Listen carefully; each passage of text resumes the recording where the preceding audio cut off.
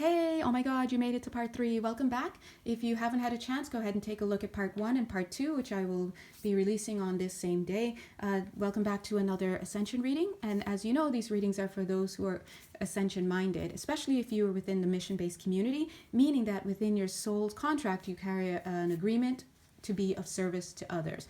And I didn't mention this in the other two, but whenever you are in service to yourself, meaning self-acceptance, right? I'm not talking about the service to self in the I don't care about other people way, but when you're focusing on accepting who you are then in the best position to be of service to others. You cannot help others if you can't help yourself. And maybe for a lot of you, you may not understand what that means right now, because you'll be like, well, actually, Billy Bobby and this and that, and I did this. And it's always going to be about looking at the frequency of what's going on, right?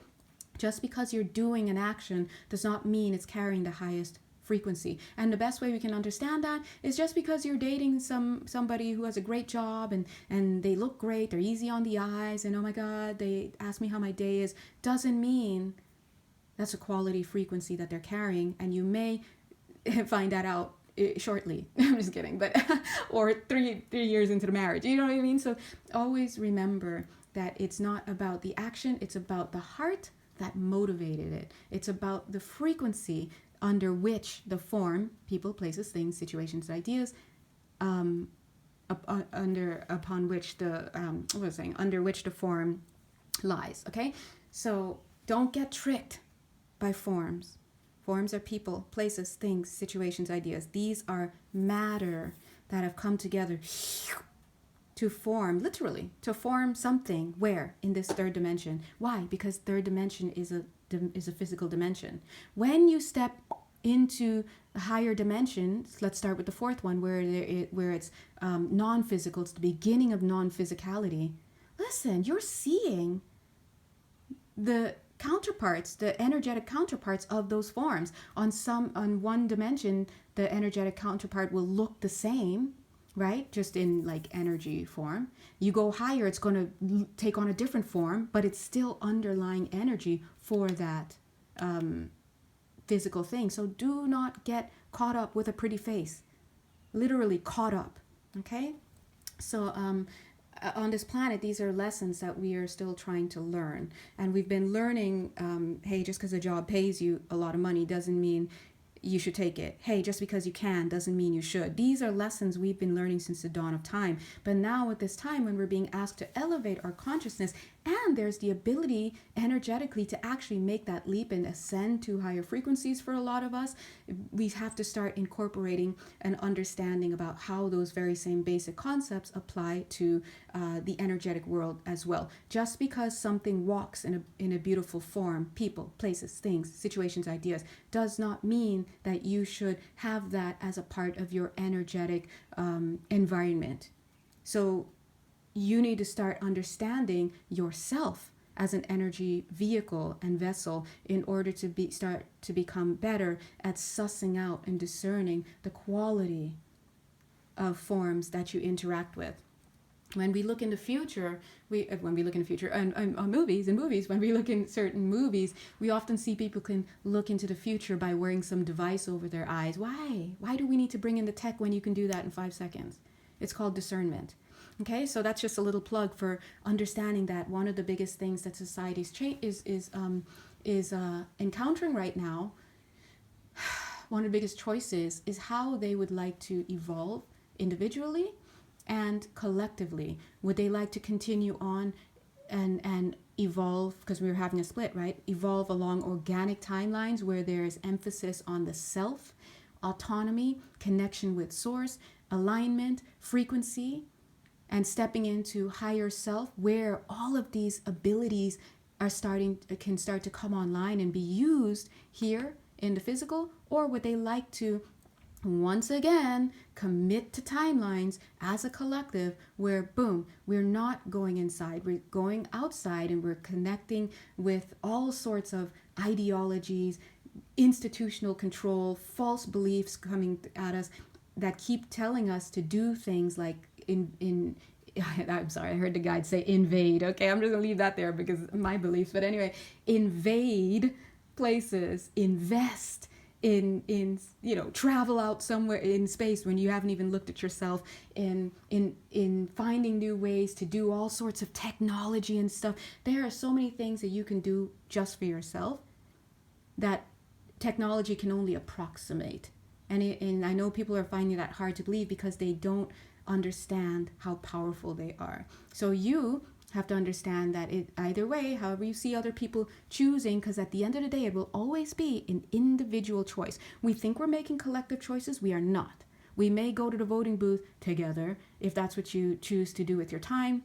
You may go and speak here or join this group or that group. Whatever you choose to do, you may see yourself moving in tandem with others, but at the end of the day, it is your choice, and what you do is going to cycle you into different versions of things. So the same version of you that the version of your friend who you went to the polling booth and the toll booth, because we were paying tolls out here. The version of your friend that you went to the poll booth with, when you come out of that polling booth, it's not the same version, right? You are only going to experience the timeline that you've zipped and zapped to without realizing it. Unless you have the ability to feel shifts in time and shift in timelines, which some of you do. We've had these chats before. You will not know that you've done it. So the comfort in this is knowing you can look around with your cute physical eyes at anything, and you just ask yourself one thing and one thing alone. Oh, I'm using my eyes for the only purpose that's here, which is just to tell me what I'm looking at in the physical. But here's what I want to know. Do I want to keep this up? Is this what the world I want to see? If the answer is yes, then by all means keep going about your day. If the answer is no, then you're going to have to shift. Okay? And even though things will seem similar, once you make that decision inside and you shift, you're no longer the same version you were in the last now moment, because every now moment is different. Remember, the world does not change. So even though we're sitting here talking about saving the world, there's no saving the world. All you're doing is going inside, the only way that counts, making decisions to improve your energetic frequency, and then through that, your navigational device, you are programming your energy field to tap into timelines that align with that.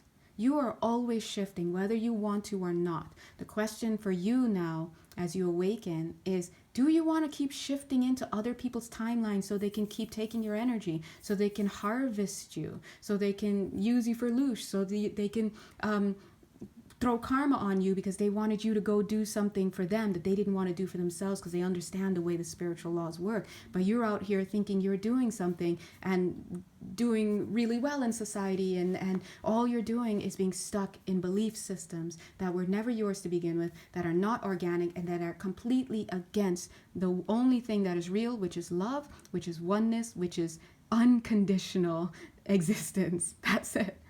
Okay? That's what unconditional love is. The best definition of unconditional love is I am lovable because what? I exist. I am. But when you start believing in the names and the labeling and the this, and I'm a this political party member, and I wear these colors, and I'm part of this group, and I this, and blah blah blah. All you're doing is moving yourself further away, like a kaleidoscope. When you're like, every time you turn, it's like fragmentation. You're not serving anybody because you're just operating with different versions of people and organizations and all of that around you, not noticing that you're on a one-person journey and you're just going down in frequency. If you would like to be in a healthy state of mind, stop dividing yourself. You start with self-acceptance. You understand that names do not empower. They individuate and they attribute. They literally break something that is up from oneness, by creating a condition. Now, the reality is you can never be broken up, this and that. So we're not actually out of a state of oneness. We're in a false belief. That's what the dream is. We're in a false belief that we are. And the annoying thing about it is that we are so strong as creator beings that we're making these realities for ourselves in this physical environment that reflects fragmentation. And then we forgot who we are. We were conditioned to forget who we are. So now we've bought fully into wholesale belief systems that are completely wrong on this planet. And all it's doing is forcing you, the sovereign, multidimensional creator being who navigates reality and projects and makes into physicality according to your beliefs. All it's doing is capturing your mind and having you project realities. And hey, if we can walk you into a prison cell, let's do it. We don't get our hands dirty. It's called manufactured consent. So when we talk about waking up and awakening, depending on how deep your programming is, if you come from a religious background, you're going to see it as an assault in some way. If you come from a scientific background, you're going to see it as an assault and even throw some derision in there in some way. If you come from an authoritarian background, you're going to see it as a subversion. It's all about you. What are you seeing? Who are you identifying? Who are you making your gods? And many of you will say, I'm an atheist, I don't believe. And you don't have to believe anything here by way of religion anyway. But you will make other things your gods. To make something your god is to put your will and belief system, or the control over your will and your belief system, into something else. We do this, it's called government, right? It's a social contract. And we do it in the household. It's called mommy and daddy, right? We do it in the classroom sometimes. It's called teacher sometimes. Are we still doing that? Is that a thing? I'm watching the news lately and it's not looking like a thing, but you have to understand. You have to start being aware. To awaken is to start to observe. Observe what? Who am I? We already answered that. You're God. That's it. What did you feel? Did you get angry about it? Go look at that. Because your programming is telling you it's arrogant to think you're God. No. In a state of oneness, it's arrogant to think, oh, you're different. Wake up, right? It's you got to flip the belief system here. And the beautiful thing about it is that flipping this belief system is not asking you to pick up arms against anyone else. It's not asking you to stop being friends with your friends and family. It's not asking you to stop going to your religious services. It's not asking you to give up on life. It's not asking you to change your profession. It's not asking you to do anything but to think about it from a different perspective. And in that perspective, it tells you if you put yourself last, you are out of alignment with the reality of who you are. You are God in its most individuated form as a human in this lifetime on this earth. We call us humans. And you're so individuated that you're no longer in a state where you can, in a mental state where you can recognize your oneness. The beliefs have barriered you off from reality. This is the dream here that you're in. And your dream's been hijacked. You may have started off having a cute little costume party with all your buddies, and then people are like, oh, hey, they're not paying attention. Let's go ahead and let's start making them believe all sorts of stuff. And I guarantee you, when you transition, you will start to see, because I've been talking, the mediumship, we're out here in these sessions. You will start to see that you're believing yourself right into illness. You're believing yourself right out of your abundance. But whose beliefs are they? That's what you have to start asking, because they're not natural. They're not yours. So remember who you are. Observe who you're being. How do you do it? Mindfulness. Do your shadow work. Look at your receipts. I'm saying I want this, but this is what I've got. I'm seeing myself as trapped, but how? I'm making all this money, but I'm not happy. Also, you're allowing other people to give you purpose. What's your purpose? Your purpose is to provide? No, God provides. Source provides. You're not being provided for according to your observation, but you really are. But you're not, because why? You're so out of alignment that you're cutting off your channels to even receive it. How can you receive if you're blocking the way? What's blocking the way? The only thing that could ever block your way is your belief system. Okay? Anyway, I'm going to go ahead there. I think 3 videos on this topic is probably enough, although as you guys can tell, we can go on for a long time with this. If you'd like to continue or work more closely with me, you know exactly where to find me on my Etsy page. Until then, God bless you. Mwah. You bless you. Bye.